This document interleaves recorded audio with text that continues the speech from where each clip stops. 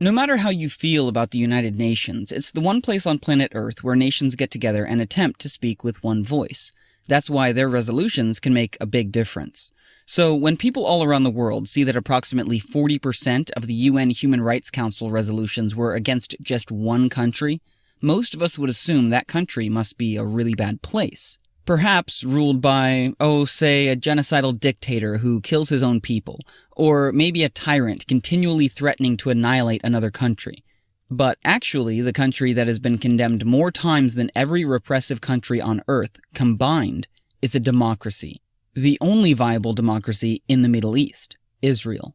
And with these repeated resolutions against Israel, it's easy to see why so many in the international community perceive Israel as a major cause of world problems. But are all these resolutions really justified?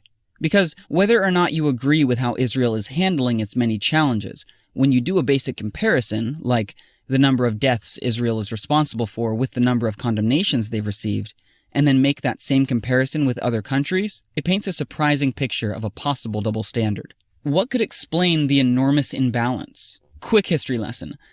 In 1975, Cuba needed to gather support in order to take down the biggest democratic superpower dominating the global schoolyard, the United States. Seeing how the UN was mostly controlled by the democratic superpowers, Cuba, along with other communist nations, finally found a way to even the playing field, because it just so happened that, at the same time, a number of Muslim countries were looking for new, creative ways to gang up on Israel.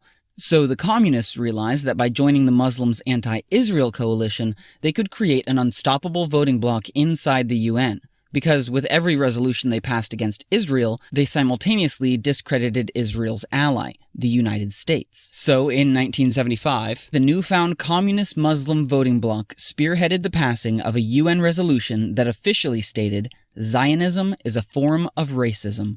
Yes, Zionism, the movement trying to find ways to protect Jews from racism, was redefined as racism, which is kind of like saying the civil rights movement is racism and Martin Luther King is a racist. This is why resolution after resolution after resolution against Israel from 1975 until this day easily passes through the UN. But today, this movement has a new tool for attacking Israel as the cause of all our problems.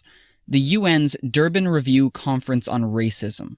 Durban is charged with finding the real root of racism, and at the last conference, keynote speaker and human rights best friend Mahmoud Ahmadinejad, the guy who openly called for Israel's annihilation, revealed that Zionism is not only racist, but the true root of racism throughout the world.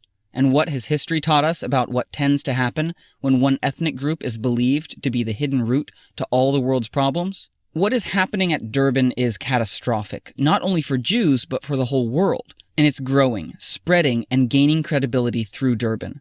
In fact, this year, representatives from over 140 different countries will descend on New York City for Durban as speakers work to convince them about the secret Jewish cause to worldwide racism. Let's learn from history and this time act before false accusations lead to violence. We cannot leave this message unchallenged. We need your help. We're asking you, your friends, families, neighbors, and faith community to join us in New York City and expose this threat and confront this lie before it once again takes hold of half the world.